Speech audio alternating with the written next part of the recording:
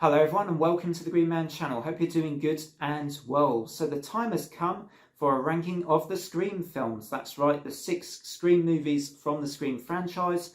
The first 4 films were directed by Wes Craven, and then the 2 most recent ones were directed by Matt Bettinelli-Olpin and Tyler Gillett.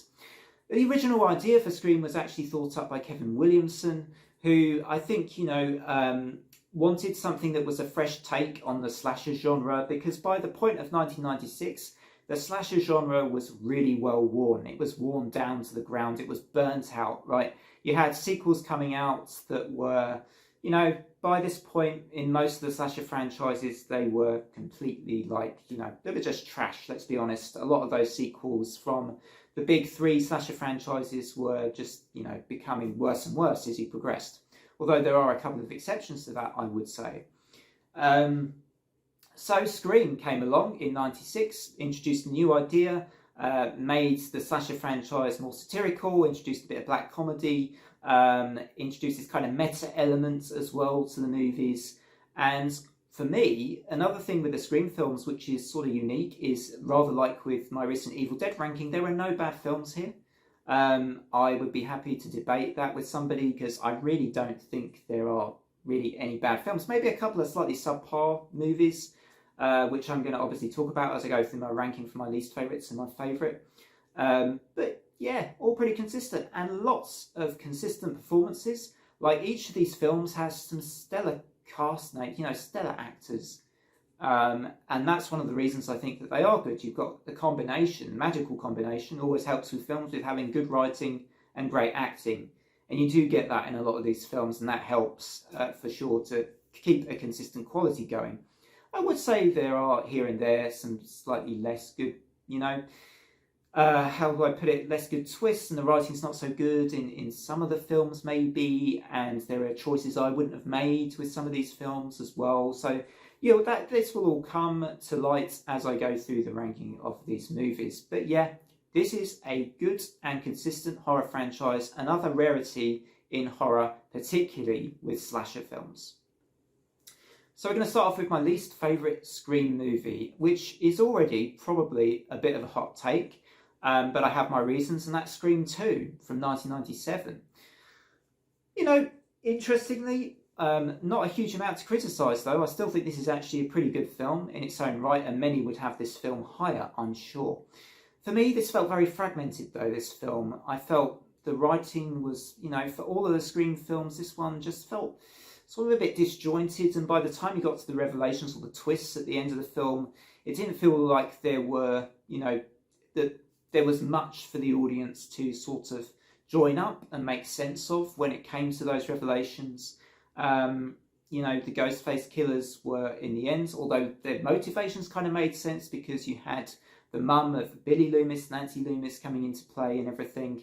And I do think there were some good kills in this film, actually, and as always, really good performances. But that was the main reason, really. I just felt this film felt very bitty, and there were lots and lots of characters that, for me, didn't always mean that the film had the fluidity of, for me, some of the other Scream films, and that's why it's my least favourite. But it's not a bad film at all. It's actually pretty good, but it's my least favourite Scream movie.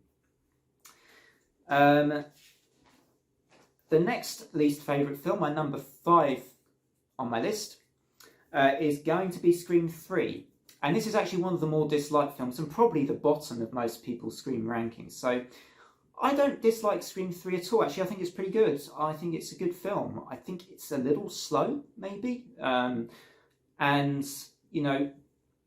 Again, I felt like the reveal just felt a bit anticlimactic, and the Ghostface killer didn't feel like there was a lot of charisma there or personality, although, again, very justifiable motivations for Roman for doing what he did. He was on a path of vengeance, and I liked that as a motivation for him being Ghostface. I thought that writing element made sense to me.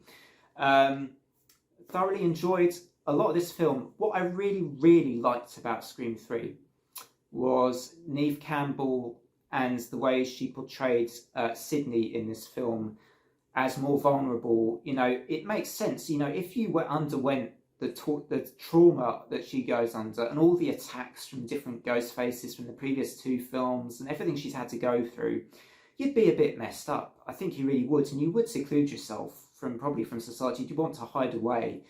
And that's what happens with Scream 3, and she slowly comes back into things. And I think the way that Neve Campbell her performance in this film, is really, really good stuff.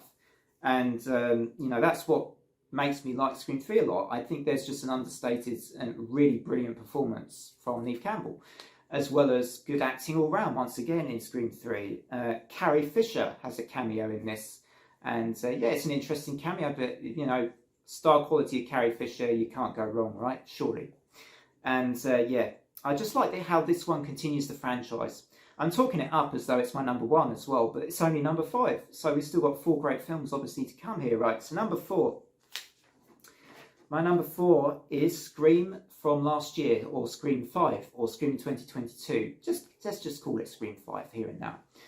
So Scream 5 for me, it's a really entertaining movie, and this is where I'm going to struggle with justifications. My own justifications here are already starting to struggle a bit here, because I like these 4 films, the top 4 on my list, kind of almost an equal sort of level, bar my number 1 actually, which I think my number 1 is kind of head and shoulders above the other 3. But Scream 5, okay, really great kills in this film, really intense. From the opening sequence with Jenna Ortega portraying Tara being attacked, what a great opening sequence to a horror film.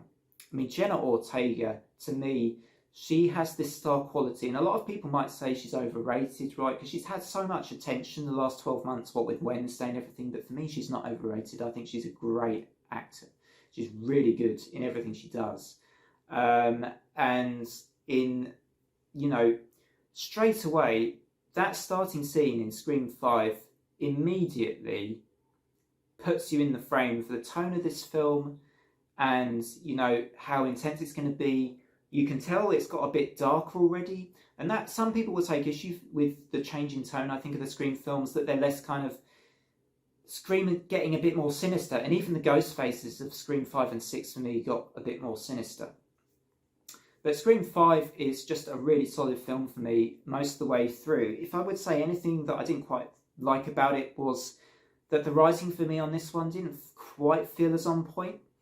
I found the idea of the Ghostface killers being toxic fans or obsessed fans a little bit far-fetched. I mean, horror films are often far-fetched, but as justifications, motivations for a killing spree, I just found that a little bit odd. But saying that, it did make for some really entertaining scenes in the end sequence of Scream 5. So that was very good as well. So yeah, Scream 5. I think this is the kill where Amber gets shot. You have Amber and Richie, don't you, in this one? And Amber gets shot and she falls onto the cooker and she gets set alight. And that's a pretty awesome kill, I have to be said. One of the best kills for me in the whole franchise. So yeah, Scream 5 comes to number 4. So we get to number 3 now. My number 3 is Scream 4, directed by Wes Craven, of course, back from 2011. This was a bit of a one-off, because this film sort of stands alone in terms of timing. I mean, it was, about 11 years after Scream 3, and then 10 years before, or 10 or 11 years before we had Scream 5. So it's sort of alone in its kind of own little generation, being in 2011. And I think this was a really good film. Why I like Scream 4 a lot, and why it's coming in very high at number 3, when I think possibly a lot of people wouldn't rate this one as high. I think it's got really entertaining action sequences in this one, great kills. It's a bit gorier, but I also like the story. I like I do enjoy the sort of the reveal at the end of this one with Jill Roberts and Charlie as the Ghostface killers. And there's a great line as well from Neve Campbell.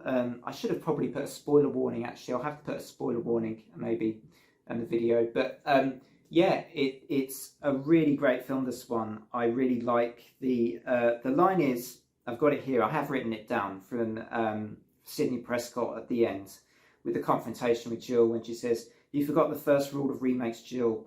Don't with the original." And it's just really great line at the end there. So that's Scream 4 coming in at number 3. And an absolutely star-studded cast in this one, including Alison Brie, as Rebecca Walters as well in this movie. She's since 2011 has really kind of become a massive star as well. Yeah, that's Scream 4, my number 3. To move on to my number 2 now, which is Scream 6. Again, we have Jenna Ortega and Melissa Barrera coming as the leads for this, as the sisters, Tara and Sam. Sam is back, and again, you know, a dark tone to this. Again, it's the ghost face seems more sinister, and you know, there's great tension in this film. For me, the selling point of this film is, again, like with Scream 5, the action sequences. But for me, it just feels like this film feels better arranged, like there's a better setup to it. There's slightly better writing, I think, for me than Scream 5 on the whole. This one thing, the reason it's not my number 1, partly because it's a very recent film, and it's amazing actually that it's got to my number 2 in the Scream ranking so far. But the reason it's not number 1 is because I wasn't quite as keen on the ending. I sort of saw the motivation of the killers here, which made sense to me, right? Wayne Bailey and his kids and messed up family, all of that kind of made sense to me. But it felt a bit anticlimactic, as though it was a bit too obvious in this one. So Scream 6, I thought that reveal was a bit too obvious. That's the only reason that I think otherwise, had this film had a better sort of last 20 or 30 minutes, Scream 6 would possibly be my number 1, or at least with time it could make my number 1. But it doesn't. That is because the original Scream is obviously here going to be my favourite and my number 1 film in the Scream franchise. But before I go further on to talk about the original Scream, just before I do that, I had a thought about the sort of 2 most recent Scream films.